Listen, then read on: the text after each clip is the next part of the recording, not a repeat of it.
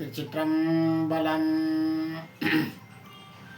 எழுமின் விடுமின் கருதிய கருமம் கைகூடும் வரை உழைமின். இன்றைய கேபிஆர் ஜாதக குறிப்புகளில் கவனிக்க வேண்டிய தலைப்பு என்னவென்றால் வீடு கட்டுதல். வீடு கட்டுதலுக்கு ஜாதகம் பார்த்தல். முதலில் வீடு கட்ட ஒரு சரியான மனை அமைப்பு தேவை. சரியான ஆயாதிகள் என்று சொல்லக்கூடிய அளவீடுகள். குறைந்தபட்ச அளவு 8 அடி அகலம், 11 அடி, 17 அடி மிகவும் அற்புதமானது. தன்னுடைய வம்சாவளிகள் இனவிருத்தி செய்து மனித சமுதாயம் சிறப்பாக வாழ்வதற்கு ஒரு எளிய மக்கள் கடைபிடிக்க வேண்டிய ஒரு அளவு என்பது 17 அடி அற்புதமானது. நீளம் 36 இருக்கலாம், 40 இருக்கலாம், 50 இருக்கலாம். இந்த 17 என்பது மிக அற்புதமானது.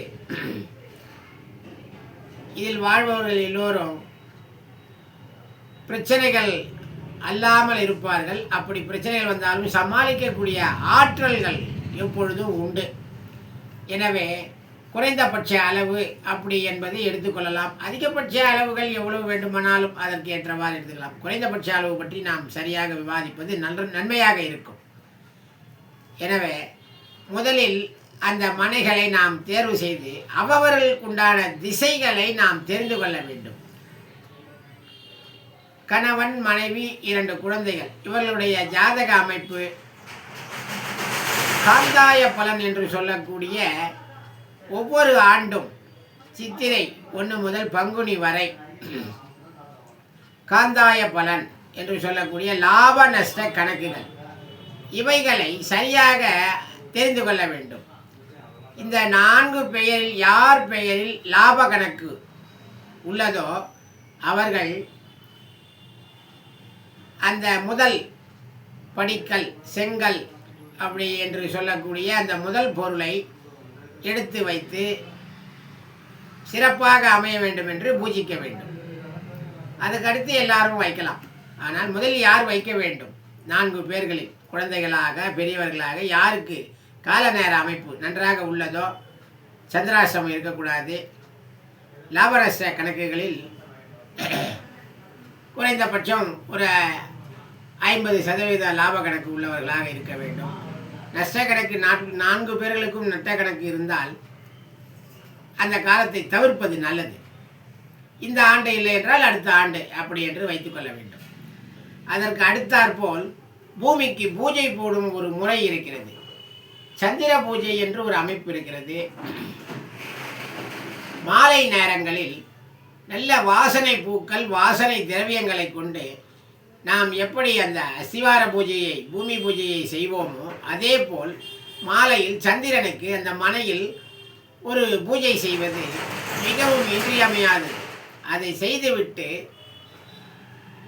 நன்றாக அந்த பூஜை புரஸ்காரங்களை முடித்து அதற்கு அடுத்தாற்போல் இந்த கால்கோல் விழா என்று சொல்லக்கூடிய 9 நவகோள்களை வைத்து பூஜை செய்வது சிறப்பாக இருக்கும். இந்த ஒவ்வொருவருக்கும் 4 பேர்கள், இப்பொழுது 4 பேர்கள் தான், 2 குழந்தைகள், கணவன், மனைவி.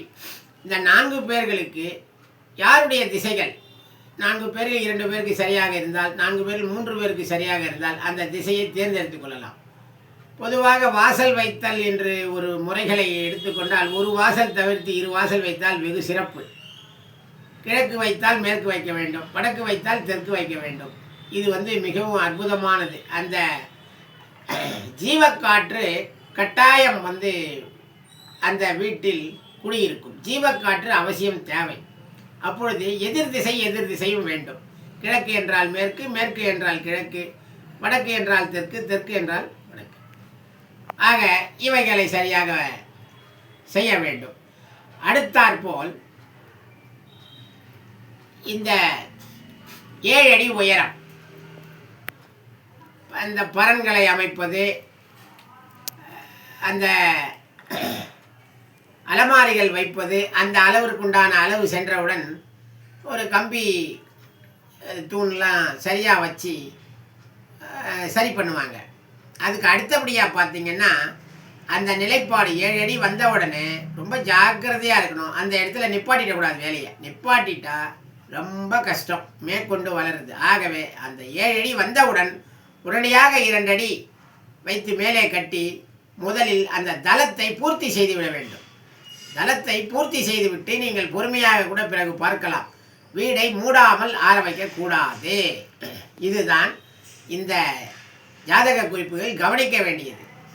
எனவே இந்த முறையை நீங்கள் பின்பற்ற வேண்டும். இது சம்பந்தமாக நாளை அல்லது மறுநாள் அல்லது அடுத்த தொடரில் இதை நான் உங்களுக்கு இன்னும் சரியாக விளக்குகிறேன்.